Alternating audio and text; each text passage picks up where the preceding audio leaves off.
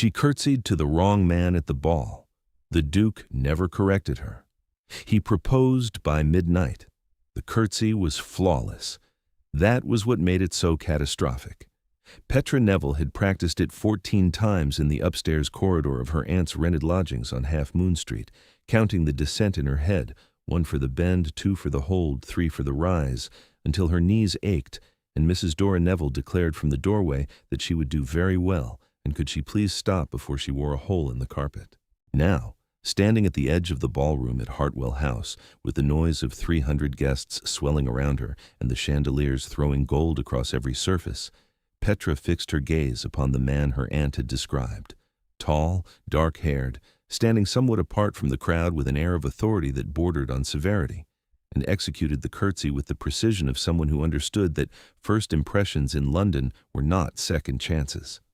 The man looked down at her with an expression of open astonishment. "Good evening," Petra said, rising.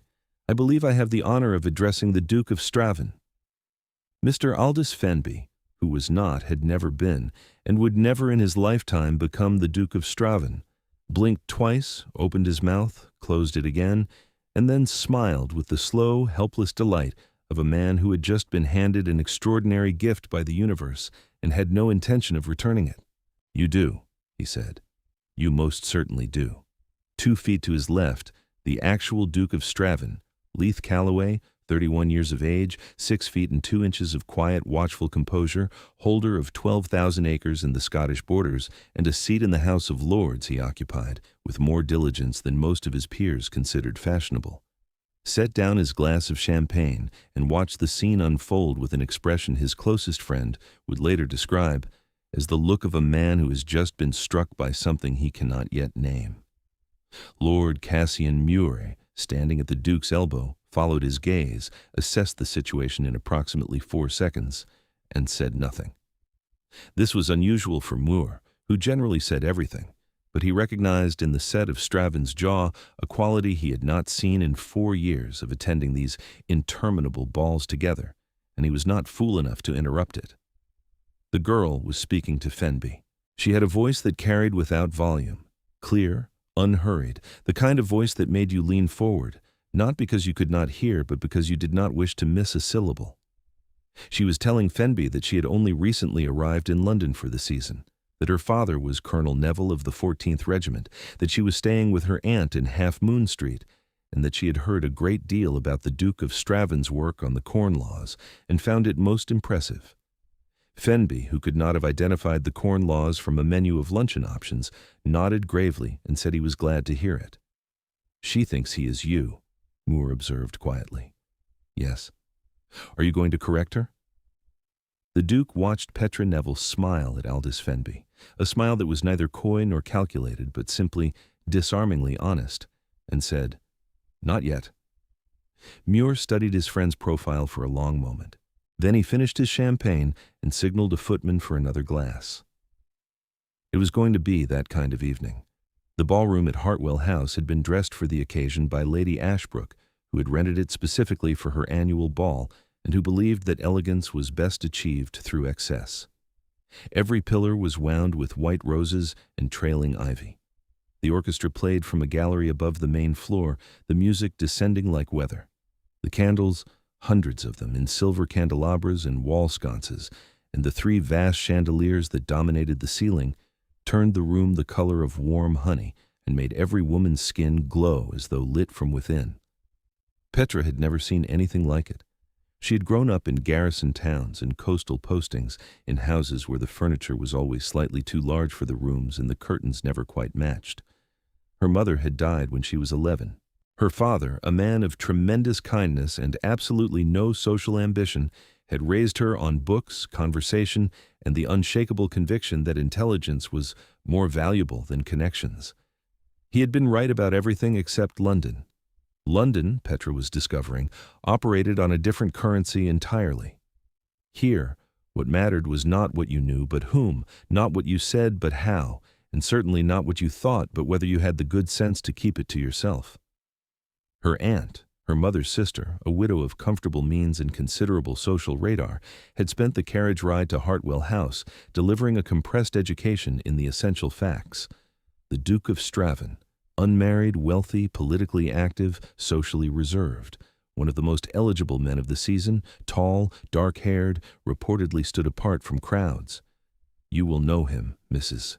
Neville had said, adjusting Petra's gloves with the efficient tenderness of a woman who had raised no daughters of her own and was determined to do this one correctly. "He has a quality of separateness about him, as though he is observing the room rather than inhabiting it." The description, Petra reflected later, could have applied to any number of men at a London ball. It could have applied to the footman. But she had entered the room with her aunt's words fixed in her mind like coordinates on a military map. And when she had spotted Mr. Fenby, who was, admittedly, tall, dark-haired, and standing somewhat apart from the nearest cluster of guests, largely because no one had invited him into it, she had charted her course with the decisiveness her father would have recognized and her aunt would have cautioned against. The mistake was honest. The curtsy was beautiful. And across the room, the Duke of Straven could not stop watching her. He watched her for 11 minutes. Mure timed it, because Mure was the kind of friend who believed that evidence would be useful later. In those 11 minutes, Petra Neville spoke to Aldous Fenby with an attentiveness and intelligence that made Fenby visibly grow 3 inches taller, laugh twice with genuine pleasure, and forget entirely that he had come to the ball hoping to speak to Miss Leonard about her father's hunting lodge in Norfolk. She asked him about the House of Lords. Fenby improvised heroically, and about the Scottish borders. Fenby mentioned that he had once been to Edinburgh, and about the estate management reforms he was supposedly championing, at which point Fenby, reaching the absolute limit of his capacity for invention, excused himself to fetch her a glass of lemonade and did not come back. Petra stood alone at the edge of the ballroom, holding her dance card in one hand, and looked around with the composed expression of a woman who suspects she may have been abandoned but is not yet willing to confirm it. "Now," the Duke said to Mure, "now what?" "Introduce me." Mure raised an eyebrow. "You wish to be introduced to the young woman who just spent 11 minutes believing Aldous Fenby was the Duke of Straven?" "I wish to be introduced," the Duke repeated, "to the young woman who just made Aldous Fenby the most interesting man in the room." Mure set down his glass and straightened his cravat. This, he decided, was going to be the best evening of the season. The introduction was accomplished with Mure's characteristic efficiency, and without any indication that anything unusual had preceded it. Lord Cassian Mure presented Miss Petra Neville to his friend, the Duke of Straven, and watched with quiet satisfaction as the color rose in Petra's cheeks, not from shyness, but from the slow dawning realization that the man now bowing to her was not the man she had curtsied to 20 minutes ago, and that the actual Duke of Straven was standing before her with an expression that suggested he found something about this evening deeply, privately entertaining. "Miss Neville," the Duke said, "I understand you are recently arrived in London." "I am, Your Grace." Her voice was steady. Her composure held, but behind her eyes something was working very fast, reassembling the last 20 minutes with new information, recalculating every word she had said to Fenby, arriving at conclusions that made her want to excuse herself to a quiet corridor and remain there until the season was over. She did none of these things. She stood precisely where she was, met his gaze, and said, "I hope Lord Mure has not told you anything too alarming about me." "He has told me nothing at all," the Duke said. "I was hoping you might do that yourself." It was, Petra thought later, the most dangerous sentence she had ever heard, not because it was clever, though it was, but because it was genuine. He was not performing. He was not deploying the polished conversational weaponry she had already observed other men wielding across the room. The calculated compliments, the artful pauses, the questions designed to display the asker's wit rather than elicit the answerer's thoughts.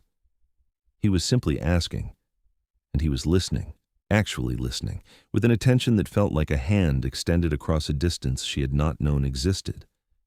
They talked. They talked through the next 2 dances, standing at the edge of the floor while couples turned past them in patterns of silk and candlelight.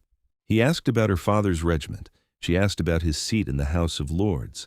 And this time, the answers were real and detailed and delivered with the quiet authority of a man who took his responsibilities seriously and did not require applause for doing so. He told her about the tenants on his estate at Straven Park, about the drainage project he had commissioned the previous autumn, about the school he had endowed in the village. She told him about the languages she had acquired in her father's various postings: French from a colonel's wife in Brussels, Italian from a music master in Malta, enough Arabic to follow a negotiation in Cairo, though not enough to win one. "How many altogether?" he asked. "4 with fluency. 2 more with enough competence to embarrass myself usefully." He smiled. It was the first time she had seen him smile, and it changed the architecture of his face entirely, loosened something that had been held very carefully in place, revealed something underneath that was not severity at all, but a kind of guarded warmth, as though he had learned at some cost that warmth, once displayed, tended to be exploited. She found she wanted to see it again. The supper was announced at 10:30. The Duke offered his arm and led her into the supper room, where tables had been laid with cold meats, syllabub, fruit, and the kind of elaborate pastry arrangements that existed primarily to be admired. Mrs. Dora Neville, who had been watching the entire evening unfold from a gilt chair near the orchestra, with the focused intensity of a general observing a cavalry charge, caught her niece's eye across the room and communicated, through a single raised eyebrow, an entire paragraph of astonishment, approval, and the instruction to sit up straight. Petra sat up straight. They were midway through the supper, the Duke explaining the particular challenges of managing an estate that straddled the Scottish borders, Petra asking questions that revealed she understood more about land management than most women of her acquaintance and several men of his. When it happened, 2 women at the adjacent table, speaking just loudly enough to be heard above the general murmur in the way of women who wish to be overheard without appearing to wish it. "Straven has not sat with anyone at supper in 3 seasons, the first said. "Who is she?" "A colonel's daughter, I am told, no fortune, reasonable connections. Her aunt is Mrs. Neville, the widow on Half Moon Street. She does not seem to know who he is. She's speaking to him as though he were anyone. Perhaps that is the attraction." Petra's fork paused above her plate for exactly 1 second. Then she resumed eating with perfect composure, finished her mouthful, and took a sip of wine. The Duke, who was watching her with the attentiveness he brought to everything that interested him, saw the pause. He saw the stillness that followed, and he understood, with the intuition of a man who had spent 4 seasons learning to read the invisible grammar of London ballrooms, that she had just heard something that had completed a piece of information she had been assembling all evening. She knew. He could see it in the way she set down her glass, carefully, deliberately, as though she were placing something fragile on a high shelf. She knew that the man she had curtsied to was not the Duke of Straven. She knew that the Duke of Straven was the man sitting across from her now, the man she had been speaking to for the last hour without any of the performance, the careful calibration, the strategic deference that every other woman deployed in his direction. She knew that he had watched her curtsy to the wrong man and had said nothing. And she did not flee. She did not blush, or stammer, or excuse herself, or do any of the things that he had seen other women do when caught in far smaller mortifications than this. She finished her supper. She asked him another question about the drainage project, and when her voice emerged, it was steady and dry, and carried beneath it the faintest current of something he could not immediately identify, something between horror and the particular, hard-won composure of a woman who has decided that she will survive this moment with her dignity intact, even if it kills her. It was, he thought, the most remarkable thing he had ever witnessed at a supper table. The ball resumed after supper. The orchestra struck up a waltz. Petra excused herself to find her aunt, but the Duke intercepted her path near the doorway to the anteroom, a small, quiet chamber off the main ballroom, furnished with 2 settees and a writing desk, and lit by a single candelabra that threw soft gold across the walls. "Miss Neville," he said, "might I have a word?" She stopped. She looked at him, and in that look he saw the full weight of what she had been carrying for the last half-hour, the mortification she had not permitted herself to show, the recalculation of every sentence she had spoken to Fenby, the knowledge that she had spent 11 minutes discussing the Corn Laws with a man who almost certainly could not spell them. "Your Grace," she said, "I believe you already have several words in reserve that you have chosen not to deploy this evening. I should be curious to hear them now." He stepped into the anteroom. She followed. The door remained open, propriety observed barely, and the music from the ballroom filtered through like light through curtains. "You curtsied to Mr. Fenby," the Duke said. "I am aware of that now, yes." You believed he was me. I did. My aunt's description was impressionistic. You spoke to him about the Corn Laws. I did. He has no position on the Corn Laws. I gathered that when he described them as, and I quote, a thorny business all round. The Duke's mouth moved. It was not quite a smile. It was the thing that happened just before a smile, the structural shift that preceded it, and Petra watched it happen with the fascinated attention of someone who has discovered that the most powerful man in the room is trying very hard not to laugh. You knew, she said. You watched the entire thing and you said nothing. I did. Why? He was quiet for a moment. The candlelight moved across his face, and in the shifting light, she saw something she had not expected. Not amusement, not superiority, but a kind of honest wonder, as though he were looking at something he had not believed he would find. Baashu. Because you were extraordinary, he said. You walked across a room full of people who have spent their entire lives learning to perform, and you were the only person in it who was not performing. You spoke to that man, the wrong man, with more genuine interest and intelligence than anyone has spoken to me in 4 years of seasons. And I wanted to know what it would be like when you spoke to the right one. The silence that followed was not empty. It was full of the music from the ballroom and the candlelight on the walls, and the particular charged quality of two people standing very close together who have just said something that cannot be unsaid. And, Petra said, what is it like? Worse, he said. It is considerably worse, because now I have to contend with the fact that you are speaking to me as yourself, which is far more dangerous than the alternative. Dangerous to whom? To me. Exclusively to me. You appear to be managing perfectly well. She looked at him for a long time. The mortification had not vanished. It was still there, a low, hot current beneath her composure, but it had been joined by something else, something that felt like the beginning of a very long fall from a very great height, the kind where you have time to notice the view on the way down. I should tell you, she said, that I have no fortune, limited connections, and a father who is currently in Gibraltar and could not provide a letter of introduction if his life depended upon it. I should tell you, the Duke said, that I have more fortune than I require, more connections than I enjoy, and that the last thing I need is another letter of introduction. What I need is someone who will talk to me about the Corn Laws without first checking whether I am worth talking to. I talked to Mr. Fenby about the Corn Laws. You did, and he will dine out on the experience for the rest of his natural life. But I am asking you to walk with me now, Miss Neville, not Mr. Fenby. She took his arm. They walked, not through the ballroom, through the anteroom, along the corridor beyond it, past the library where a cluster of older gentlemen were smoking and arguing about horse racing, to a small conservatory at the back of the house where the windows looked out onto a garden lit by paper lanterns, and the air smelled of night-blooming jasmine and candle smoke. They talked for another hour. The conservatory was cool and green, even at this hour, ferns in brass pots along the windowsills, a lemon tree in a ceramic planter that someone had brought back from Italy, and which had survived 3 English winters through stubbornness and careful positioning. The paper lanterns in the garden swayed in a breeze that carried faintly the smell of the Thames beneath the jasmine, that particular London smell of water and coal smoke and distance that Petra would forever afterwards associate with this evening. He told her about Straven Park, the long gray house on the hill above the river, the library that his grandfather had built and his father had neglected, the tenants he had inherited at 22 when his father died, and whom he had spent the better part of a decade learning to serve rather than merely to own.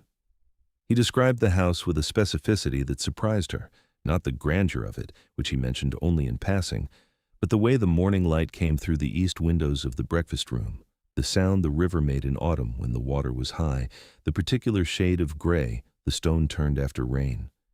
He spoke about it the way her father spoke about his men, with responsibility first and affection underneath, as though the affection were the thing he was least willing to display and most unable to conceal. She told him about the years of following her father from posting to posting, about learning to read a room in 3 languages before she was 15, about the particular loneliness of always being the new arrival and the particular skill it developed, the ability to see people clearly, quickly, without the luxury of time.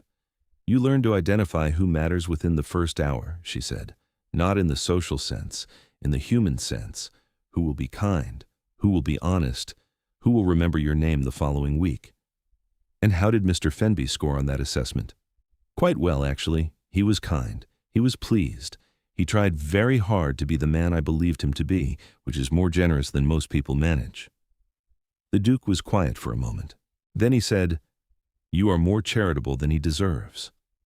"I am precisely as charitable as anyone deserves. The question is whether they recognize it."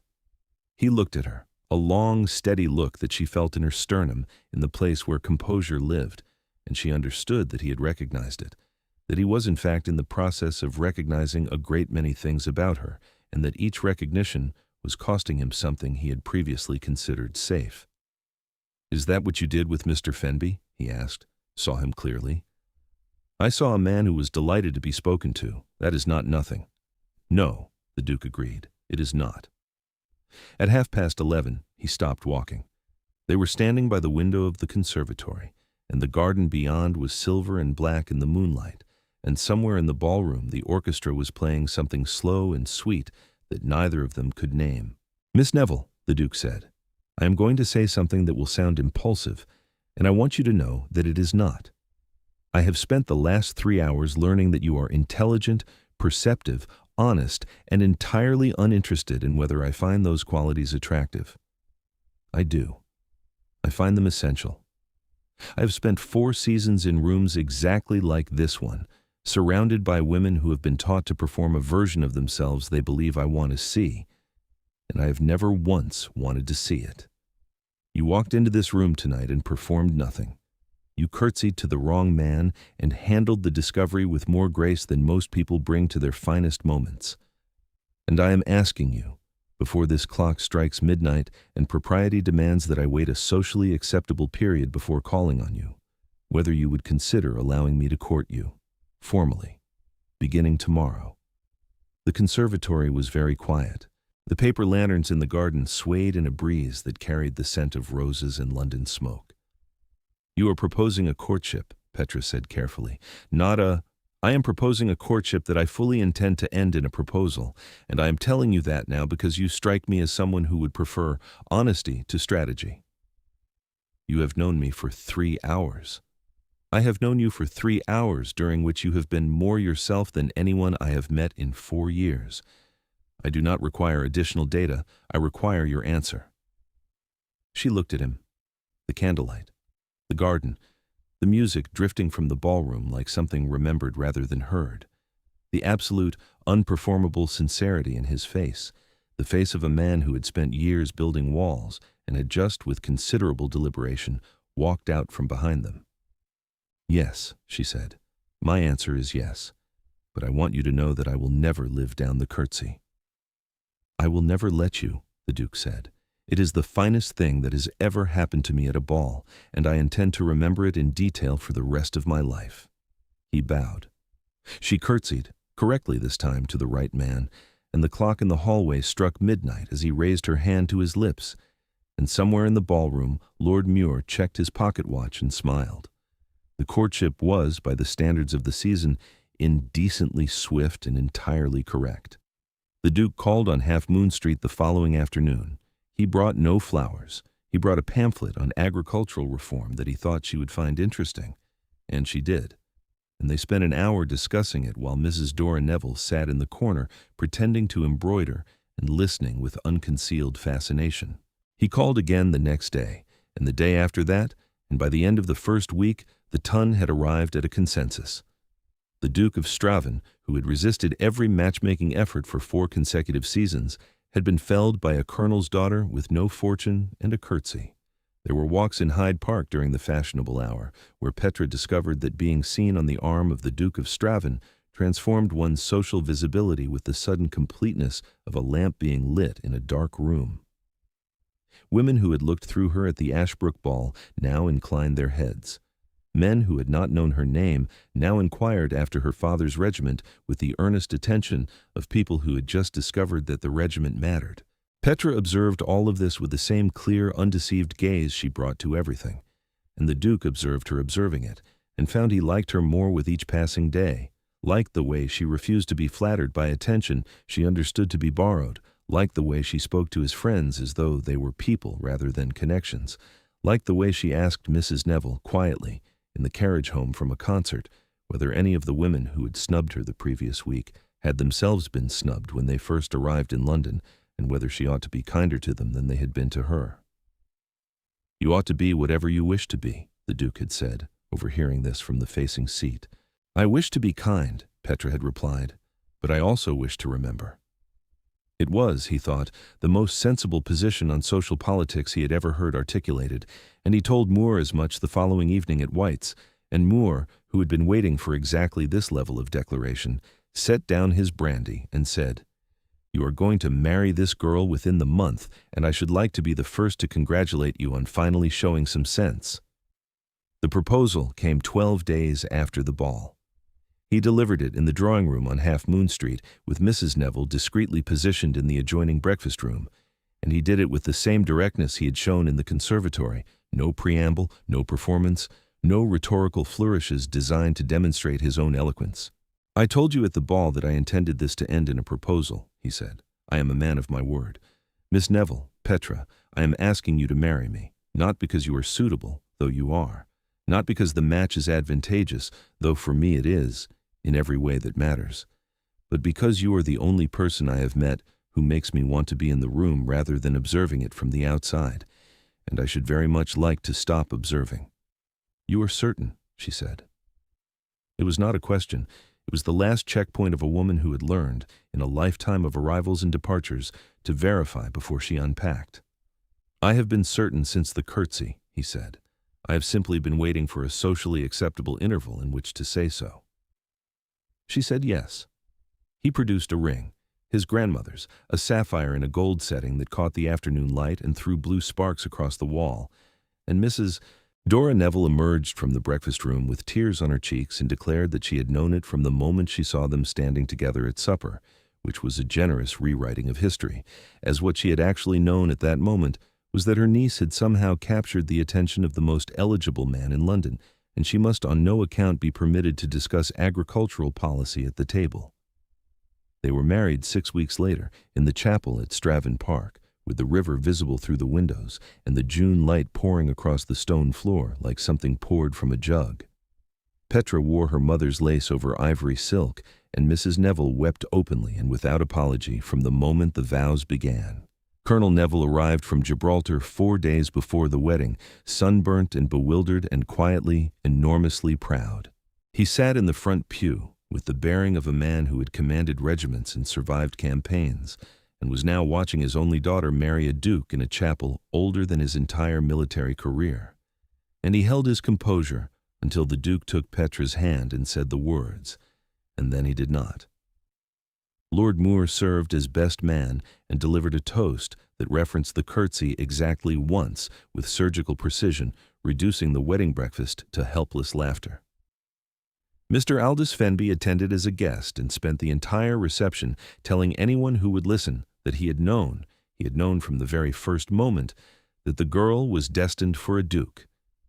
He had, over the intervening weeks, constructed a version of the evening in which he had recognized her quality immediately and had been merely holding the Duke's place until the proper introduction could be arranged. No one corrected him. Petra, hearing the story from across the breakfast table, caught the Duke's eye and pressed her lips together very firmly, and the Duke looked at his plate and said nothing, which was, she was learning, his preferred method of being amused. The women who had whispered at the supper table, who had assessed Petra as a colonel's daughter of no fortune and reasonable connections, attended the wedding with perfect smiles and generous gifts, and the particular graciousness of people who have reassessed a situation and adjusted their position accordingly. Petra received them with warmth because she had meant what she said in the carriage. She wished to be kind, but she also remembered. And the Duke, watching his wife greet them at the wedding breakfast with composure and without a trace of performance, understood that memory in her hands was not a weapon, but a compass. It told her where she was and what was true, and she carried it without malice. The years at Straven Park were good ones. Petra took to the estate the way she had taken to every new posting, with quick eyes, genuine interest, and the practical intelligence of a woman who had learned to make herself useful long before anyone expected it of her. She worked with Mr. Oren Say, the steward, to understand the tenants' needs, the drainage that still required attention in the lower fields, the cottages that wanted repair before winter, the school the Duke had endowed which needed a teacher who would actually stay longer than a single term. She wrote to her father's contacts, found a teacher, a quiet, competent woman from Edinburgh, who arrived with 2 trunks of books and a determination that matched Petra's own, and the school, which had been the Duke's project, became in practice a shared one, tended by both of them with the particular care of people who believe that what you build matters more than what you inherit. She learned the house from Mrs. Pelham, the housekeeper, who had served 3 generations of Calloways, and was initially suspicious of this colonel's daughter from nowhere, and was won over completely within a month, not by charm, which Petra deployed sparingly, but by competence, which she deployed constantly, and by the simple fact that she asked Mrs. Pelham's opinion and then followed it, which was something the previous Duchess had never once done in 23 years of marriage. She bore 2 children, a boy first, then a girl 2 years later, who inherited their mother's composure and their father's tendency to stand slightly apart from crowds and observe them with unsettling perceptiveness. The boy had Petra's eyes, dark, watchful, missing nothing, and the girl had the Duke's rare smile, the one that changed the architecture of his face and revealed the warmth underneath. And at every dinner party, every Christmas gathering, every evening when guests assembled in the long drawing room at Straven Park with its view of the river and its shelves of books and its particular quality of warmth, Petra told the story.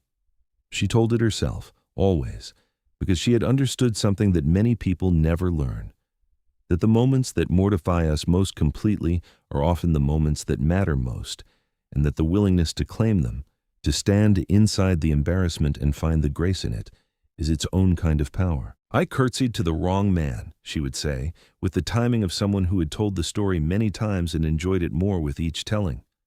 "I curtsied beautifully, comprehensively, to a man named Aldous Fenby, who had never been curtsied to in his life and has not stopped talking about it since. And my husband, stood 2 feet away and said nothing." And the Duke of Straven, sitting in his chair by the fire with a glass of wine, and the expression Lord Mure had described all those years ago, the expression of a man who has been struck by something he cannot yet name, would look at his wife and say with a steadiness that had not wavered once in all their years together, "I have never regretted a single moment of silence in my life, but that one least of all." The guests would laugh. The children, if they were old enough to be present, would groan with the theatrical suffering of young people who have heard their parents' courtship story more times than they consider reasonable. Mrs. Pelham, passing through with the tea tray, would permit herself a small, private smile, and Petra would catch her husband's eye across the room, across all the distance that no longer existed between them, and know, with the certainty of a woman who had once walked into a ballroom and made the best mistake of her life, that some things do not need to be performed to be true. They only need to be seen. And they arrive here, like a curtsy offered to the wrong man in a crowded room, imperfect, honest, and exactly where they were meant to land, whenever they are ready.